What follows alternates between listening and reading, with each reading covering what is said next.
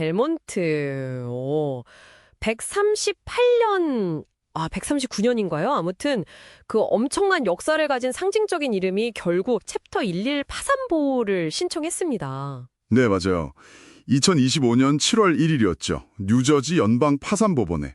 당신이 보내주신 자료들을 보니까 이게 그냥 뭐 경영난 이렇게 한마디로 끝낼 문제는 아닌 것 같더라고요. 그렇죠.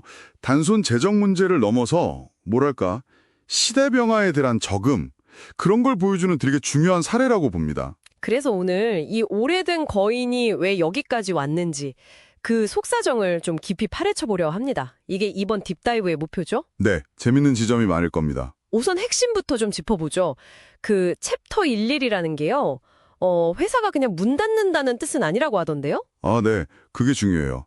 보통 파산하면 그냥 청산, 그러니까 망했다, 끝났다 이렇게 생각하기 쉬운데 챕터 11은 좀 달라요. 어떻게 다른 거죠? 법원 감독 아래서 일단 채권자들의 압박, 빚 독촉이나 소송 같은 거에서 잠시 벗어나서요. 회사를 다시 살릴 계획을 짜는 거예요.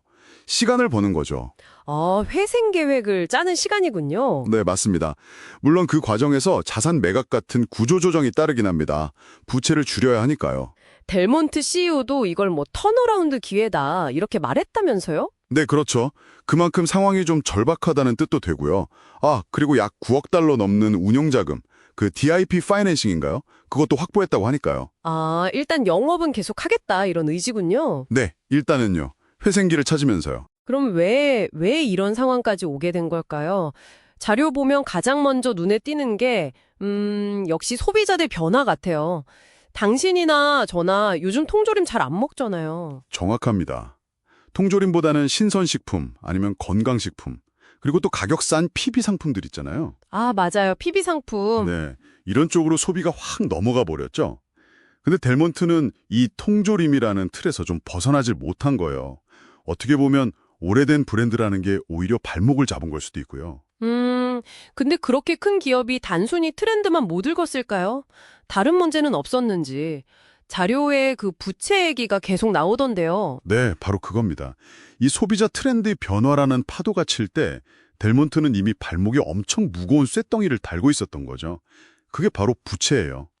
부채? 네. 과거에 인수합병이라든지 여러 경영활동 과정에서 쌓인 부채가 상당했는데 거기에 인플레이션이랑 금리 인상까지 겹친 거군요. 그렇죠. 완전히 엎친 데 덮친 격이죠.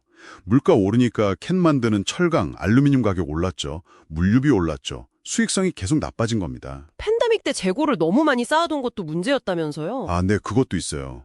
수요 예측 실패로 재고가 과도하게 쌓였는데 이게 또 다 비용 부담으로 돌아온 거죠. 와, 재무 상태를 보니까 그 심각성이 확 와닿는데요. 2024년 매출이 17억 달러인데 순손실이 1억 달러가 넘고 네, 자산은 10억 달러 수준인데 부채 추정액은 무려 100억 달러다. 그렇죠.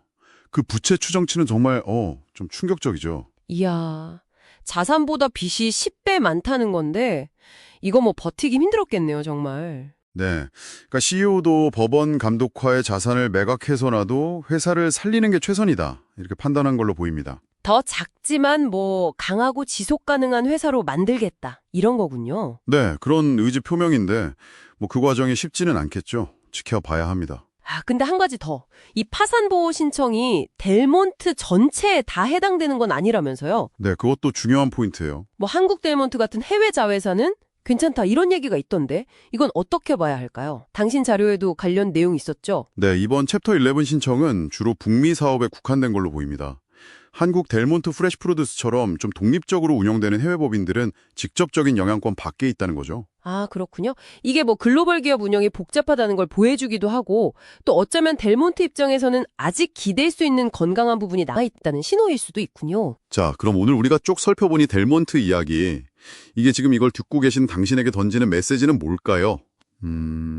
글쎄요. 저는 역시 영원한 건 없다. 너무 당연한 말 같지만 이번에 또 한 번 느끼네요.